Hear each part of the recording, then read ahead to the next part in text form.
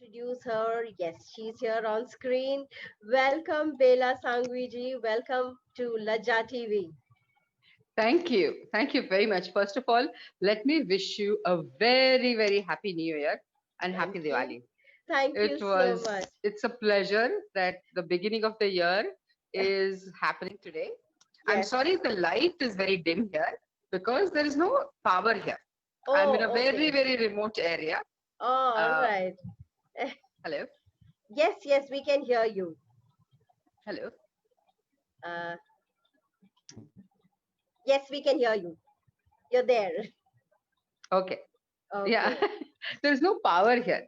So Okay. please excuse me if the light is very dim. No, no, we can see you nice Yeah. and clear. We can hear you loud and clear. Before Oh, we get good. into the questions, let me quickly introduce this wonderful lady who's sitting with me. She is the CEO and designer at the Purna Kala by Bela Sangvi. She is the director at Navanidhi Design Solutions Private Limited, and she's the owner operator at Avartan. So let me go on and tell you a little bit more about this wonderful lady. As a lifelong chronicle of textile art, and handicrafts in India, with over 4 decades' experience, her journey began at her father's factory that manufactured looms. From a very young age, she was introduced to weaving and operating different looms. Slowly, she also provided design inputs in the weaves of different fabrics. With her interaction with the artisans, she realized her twofold goal: to revive the traditional textiles and to bring in economic sustainability in the lives of artisans. Over the years, her work with artisans has allowed her to generate employment and to give them the freedom to enjoy the craft. She has also imparted several trainings on modern innovations that improve the quality of their workmanship. She has worked on several design projects that aim at business development or business re-engineering. Her design studio Purna Kala by Bela Sangve, Complete Art, has a vision to revive antique handloom saris. The word takes many forms in Sanskrit. It means knowledge, powers, arts, or levels of consciousness. Purna Kala or complete art aims to re-engineer handloom technology and design in handlooms and handicrafts to study ergonomics of weaving. She's also working on a book to document her research in various textile techniques in India. Wow, that was quite something. And I don't know whether you can see it, but today I'm wearing a balu cheri because I also believe that we should be promoting and encouraging all the handlooms and all our weavers out there. And I think some of the best works are made by these talented craftsmen with their talented arts. And unfortunately, we live in a world where anything which is expensive is generally said, "Arey, this is only this much work, what is the big deal?"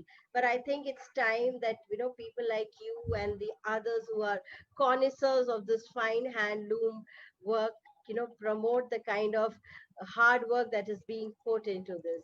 So yes, welcome once again. And let me go off right into the first question.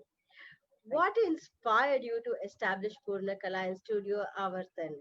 Would you, when you could have easily joined your family business, what is the vision behind your ventures? Uh, when I started, there was no vision. I just Okay, wanted to work with Ashawal technique. okay, It was such a rare technique that I had never seen something like that. okay. So it was not as if I had planned that I will grow big in this work or something like that. But I had seen the Ashawal textiles as Mughal textiles in one of the museums in USA, Mm-hmm. and I had not seen something like this in India before. And me being part of the textile business, manufacturing business, textile, not manufacturing the textiles, but the weaving machinery business. Uh, I understood that this was a very, very rare and complex technique. So it fascinated me quite a lot. So when I came back from USA after my stint with Mr. Charles Rossolini, um, I realized that this was what was interesting me the most. My father's business was already there, and I was attending his office. It's just that his office was set so well, and it was a very well-oiled machine. So there was no creativity involved. It Okay. was just repeating what he was doing in a better way. That's Huh. it. So that didn't interest me too much, and this was fascinating me, going to the villages, not finding weavers initial stages, and then searching for the weavers. It was a very fascinating journey for me in the beginning, and the process is so slow that I am dyslexic basically. So I want everything fast, and I want everything yesterday. Okay. So when I saw that this was not going fast enough, I also started along with Asha Wal technique working on pattern patola. Okay. So it was just out of boredom, because once the loom starts, I didn't have a role to play. Huh. So when I adjusted the loom, we sat down together, we changed the whole format, we ensured that the quality was better, we ensured that the dyes was better, we ensured that the yarn was better. But when the actual weaving started, I didn't have a role to play as a designer. Mm-hmm. It was frustrating for me to just wait for a piece to get ready, and twiddle my toes was out of question. So Huh. I started working with pattern patrol. And that's Okay. how the journey, I mean, it was like simultaneously both started for me. So it was Okay. just out of sheer, what you call chance, that this started on its own. So for Wow. first 5 years, it was just ensuring that they have the markets, and uh, I got to work on that Okay. how to improve the textiles, and how to change the format, or how to make it way better than what it was. That fascinated me. So that's how the journey started. So it was not planned that, oh, I'm going to be reviving and I'm going to be doing this, and it just happened. Happy. And Wow. slowly I was getting bored, also with pattern, that it takes time to weave. So in the meantime, what do I do?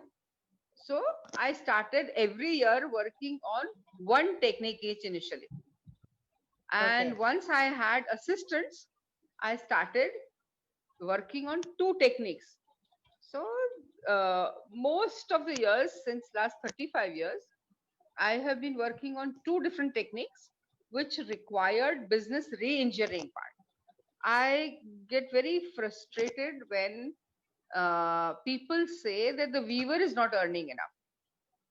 And I needed to make sure that the weaver earned enough, but also his support system earned enough, so that True. the whole environment, it's not just the weaver. Weaver is one part of the industry, but beyond the weaver, the lady who fills the tilli, the Hmm. man who attaches the warp to the loom. There Hmm. are so many unsung heroes over here, and I wanted to create that environment for all of them to feel that we are also important, and they could also earn better living.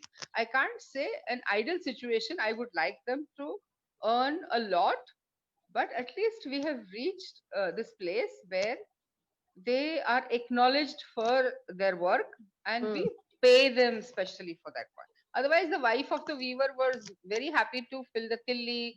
The son would attach the warp so that he would learn whenever the time came Mm-hmm. to weave.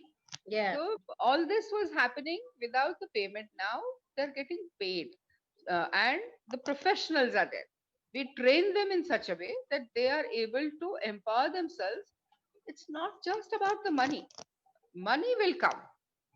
Money is not an issue, but Okay. it is the system which needs to be set. Yes. And also the market system needs to be properly set. Yes. And that's how slowly the vision developed, that this True. is what will work in long term. In the meantime, for the 11th 5-year plan, I was invited to speak on handloom and handicrafts as Okay. a keynote speaker at the Wow. planning commission. Huh. uh, so I felt that, oh, I got a chance to uh, you know change really matter. Yes. And at the end of the whole thing, I realized that no, it doesn't matter. It's just many a times it just stays as a theory. It's Okay. difficult to implement. Implement it. Yes. Yeah. So then I decided, rather than waiting, I mean, who is government? It's all of us. Yes. It's not somebody Absolutely. special that, oh, he will do it or she will do it. It's us. Absolutely. So then the whole vision got sharpened, and slowly it's still sharpening. It's not that it's over, but Hmm. I think I'm getting the hang of it in such a way that I'm able to change certain things for the weavers. That's And amazing.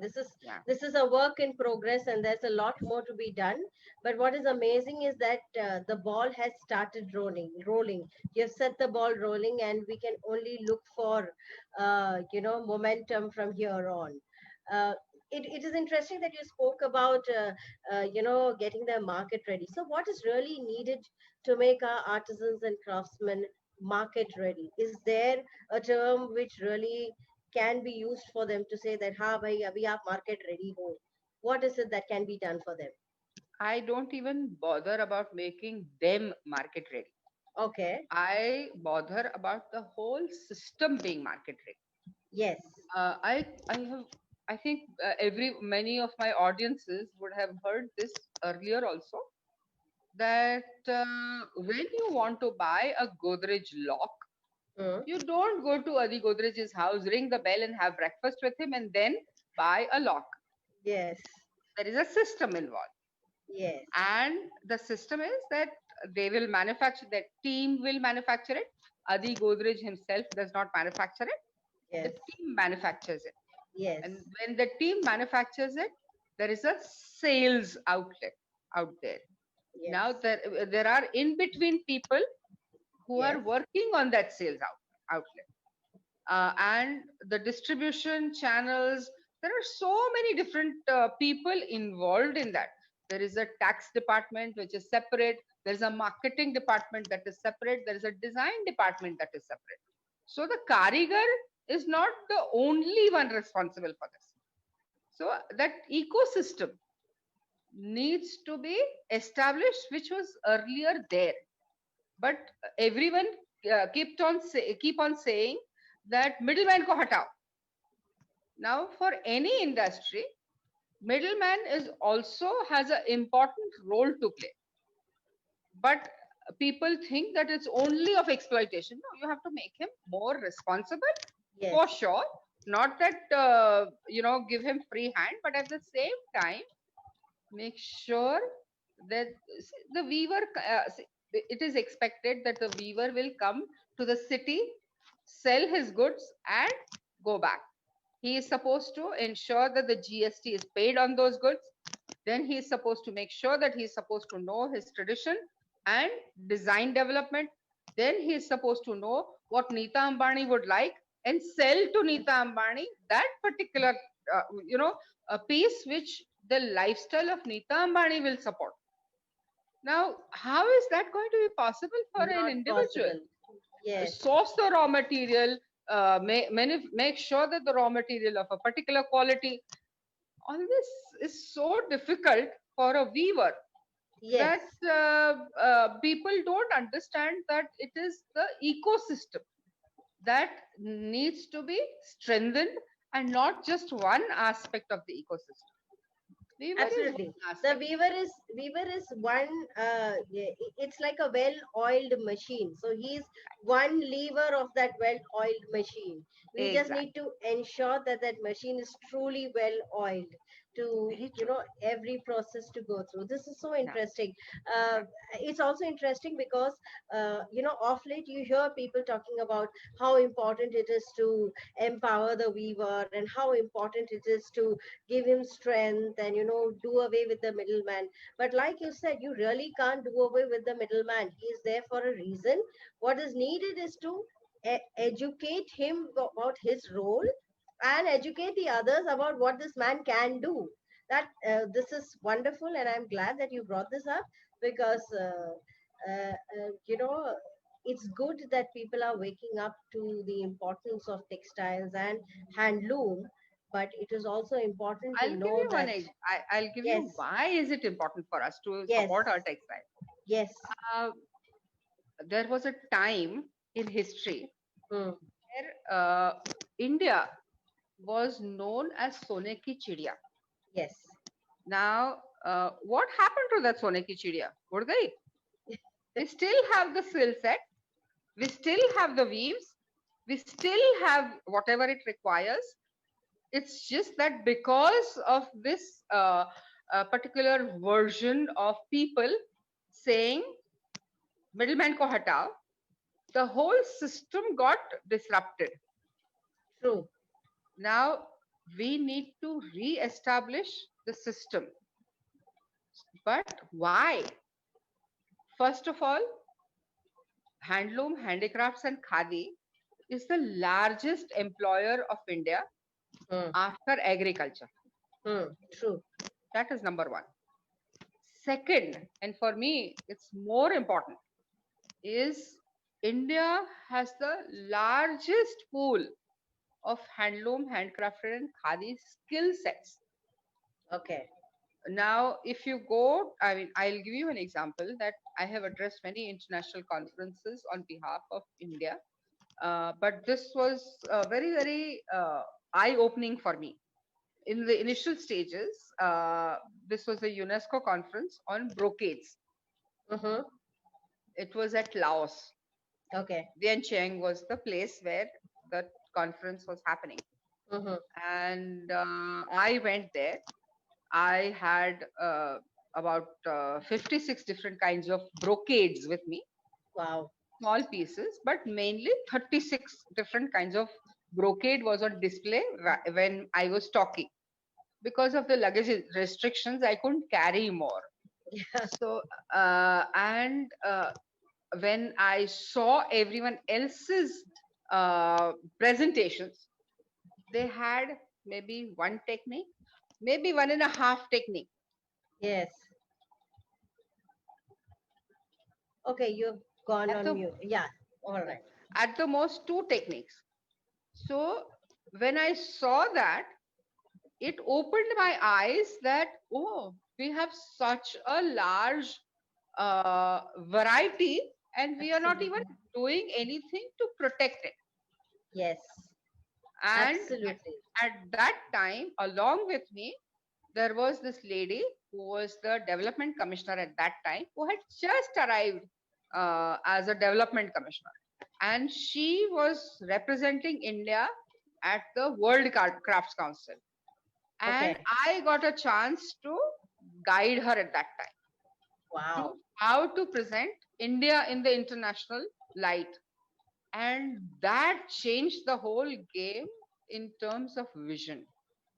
And that that changed the whole version of UNESCO's perception of India, but also India's perception of Yes. the role India can play in India this. can play. Absolutely. For me, this was very inspiring. That if we have such a large pool, and then I researched even more, and the fashion industry at in that historical times before the British Raj, India was ruling Yeah. as the fashion capital for the supplies of textile. Yes. And Interesting. there is a statistic around where today USA has 24% of the whole world's wealth, whereas at that time India had 28% of world's wealth. Wow. Now, can you see what kind of role has played earlier? Yes, What yes. happened? What happened? Absolutely. Besides British Raj, after British Raj also what has happened? Yes. We need to really, even then we have such a lot of skill sets left that True. we really need to now work on this and make sure that those skill sets are preserved. How do we preserve those skill sets? We have to give them markets. Without Absolutely. the market, they're not going to be able to, whether I like it or not, the commercialism is necessary. Commercialization is different. Yes. But adding commercial aspect to the revival process is extremely vital. Very And true. Very that true. is what I believe that is why we need to protect our weavers. Yes.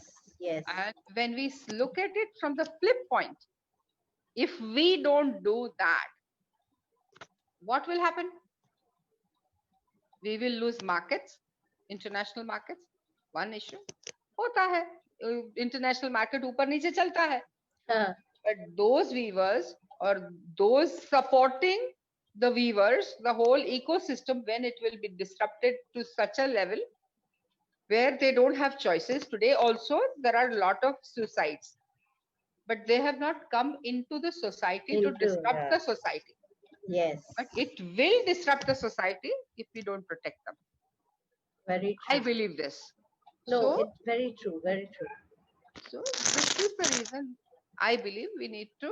These are just the three basic reasons. There are many other reasons why we need to protect it, but for me, these are most important three reasons that we need Wow. to revive.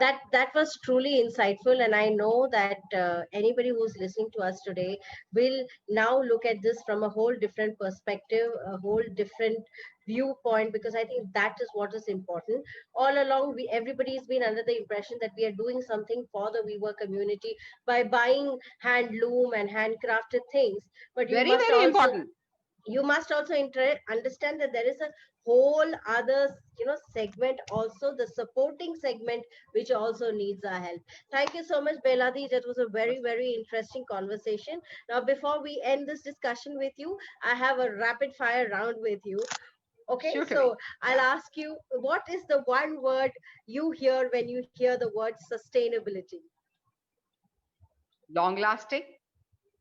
Yes. When I think basically we Indians are anyway, sustainable. I think Uh, every process of ours is sustainable. Say, for example, the sari that we wear. Once we finish wearing it, we pass it on to the next generation yes. and the next generation. After that is done, then we create the kantha godris out of it. Once Yes. that is also done, then we make sure that the pocha is made out of that. Yes. We as ourselves are sustainable. Absolutely. So I guess the word sustainability comes from us because we have used it and done to death with the term. Yes, Great. yes, yes. Okay, so if I had to ask you your favorite weave and the favorite pattern, what would it be? That's going to be very difficult. It's like you are asking me to choose between my kids. I Um, can understand. yeah, but actually, there are calculations involved, Uh-huh. and I have always found the calculations very fascinating. Okay. So, for me, the, I think what has stuck with me is calculations in brocades and calculations in uh, the tie and dye, that is at the yarn stage, that is the original pattern patola. Uh-huh. These two have been my most fascinating. Till today, I have not lost interest in them. Wow. Otherwise, within 5 minutes, if something is not interesting, I lose interest, and Okay. that's who I am. But with since 40 years, if they have been able to hold my interest, there is something There is much more something to to it. it. Yeah. Yes. Wow, that is really lovely. And if I had to ask you your favorite color, it would be God, again, uh, every color I keep on shifting. For Okay. one season, I will have one. Just now, it is lime green. Okay. A Just lovely now, brown color. it's fascinating me that there is a coolness and the warmth in the same color. Yes. So that is fascinating me quite a lot. Lovely, lovely. Thank you so much, Belaji. This was, like I said, a very interesting, very insightful conversation. And I know this is the kind of conversation that I would love to have and, stretch for hours on end. But time is a constraint. So, with that, thank you so much. And thank you for joining us and enriching our the second episode of Lajja TV that we are having here. Thank you so much. Oh, thank you for giving me the opportunity to work. I mean, thank you for supporting this tribe. And one thing that I would like to say as a goodbye thing, Vandana ji, is you know, wear handloom, handicrafts, or khadi, whichever you prefer. But not that's not enough. Flaunt it on social media Yes, so that absolutely. it becomes a trend.